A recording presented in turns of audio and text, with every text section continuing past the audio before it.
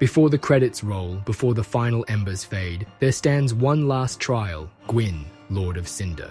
Once hailed as the Lord of Sunlight, the greatest of the lords, and the warrior who helped shape the very age of fire, Gwyn now waits in the kiln of the first flame as the ultimate test for any chosen undead. But who was Gwyn before his fall into ash and flame? A god among men, commander of legendary knights like Artorias, Ornstein, and Kieran, an ally to Nito, the Witch of Izalith, and even Seath the Scaleless in the war against the everlasting dragons. A father to the nameless king, Guinevere, Gwyndolin, and Filianor. Once a beacon of light, Gwyn sacrificed everything to preserve the dying first flame, binding himself to fire in a desperate act that would forever define the fate of the world. His choice created not just the Age of Fire, but the endless cycle of sacrifice that followed. This is the story of Gwyn, the Lord of Sunlight turned Lord of Cinder, a figure whose legacy still burns at the very heart of Dark Souls.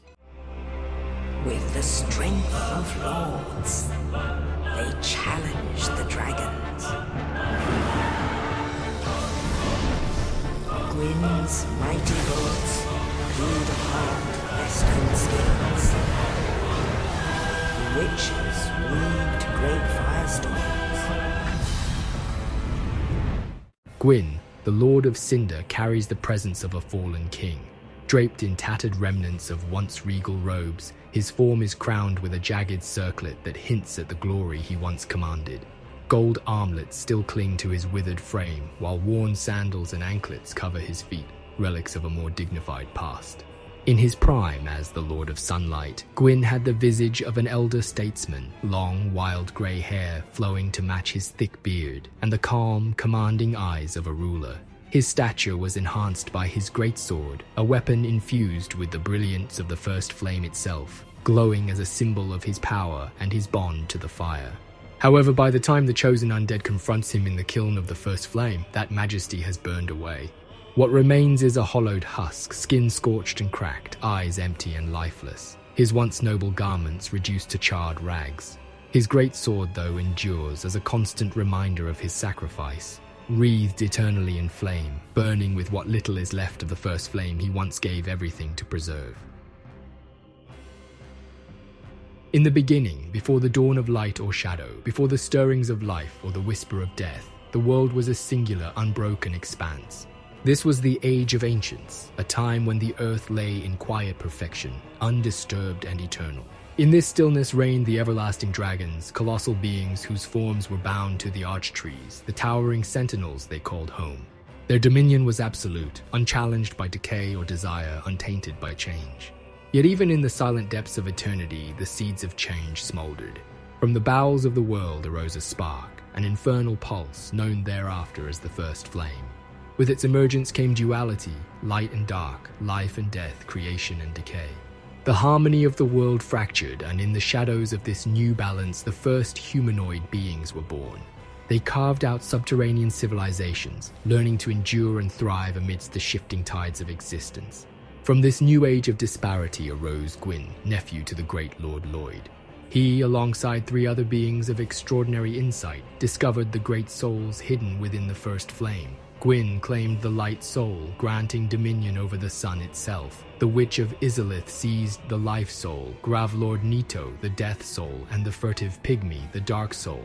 With these gifts, Gwyn's power grew, and he forged the Silver Knights, an order of unyielding warriors, to serve as the instruments of his will. It was said that Gwyn consorted with a goddess of unknown name, and from this union were born his firstborn son and his daughter, Guinevere. Driven by the desire to overthrow the dragons and claim dominion over the surface, Gwyn ascended from the underground, joined by his fellow lords. The ensuing war was a tempest of blood and fire. For every dragon slain, scores of men perished. The dragons' bodies were harder than stone, impervious to flame and sorcery alike. Only with the alliance of Seath, a pale and malformed dragon, were Gwyn's armies able to pierce this immortal hide. Seath, born after the First Flame and twisted by its disparity, betrayed his kin, revealing the secret of their scales, the source of their timelessness. Gwyn harnessed the light of the sun, transmuting it into lightning, a force capable of shattering dragon armor. His knights followed his example, wielding lightning-infused weapons. The Witch of Izalith and her daughters unleashed infernos, burning the arch trees and dragons alike. Nito summoned a miasma of death, rotting the land and creatures in his path. Even Gwyn's firstborn son fought alongside him, wielding spears of sunlight and primordial cross spears, striking down dragons in the relentless campaign. After a prolonged struggle, Gwyn and his allies emerged victorious, exterminating the great archdragons and claiming the surface world as their dominion. Yet Gwyn's triumph did not end the tides of uncertainty.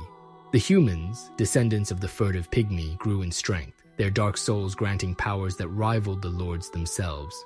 To contain them, Gwyn granted them a magnificent city at the edge of the world, the Ringed City, marrying his youngest daughter, Filianora, into their line. Thus, the pygmy lords were sequestered, their power contained, and their contributions to the Age of Fire erased from memory. Still, fear lingered. To ensure the subjugation of humanity, Gwyn marked their souls and bodies with the dark sign, a ring of fire forged from the first flame, rendering them mortal and suppressing their innate abilities, forcing them into fleeting, ephemeral forms. In the years that followed, Gwyn and his kind were worshipped as gods, and they built their immortal civilization in Lordran, the capital city of Anor Londo. Their economy was measured in souls, their sport the hunting of the last dragon descendants. Izalith's progeny cultivated flame sorcery deep underground, while Nito tended to the dead in the catacombs. Seath, rewarded with a fragment of Gwyn's own soul, a dukedom, and Guinevere as bride, became part of the divine hierarchy. From Sath and Guinevere came Shira, while Sath's union with the goddess Velka bore Priscilla. Gwyn's final union with Priscilla, fraught with ambiguity and scandal, produced Gwyndolin, a child of moonlit power and serpentine form, raised in the guise of a goddess to harness the subtleties of sorcery and moon magic. Gwyn, ever vigilant, nurtured 4 great human leaders with shards of his soul, allowing them to found New Londo, a city beneath the divine capital. He befriended Frampt, the primordial serpent, instructing him to guide humans in service of the Age of Fire.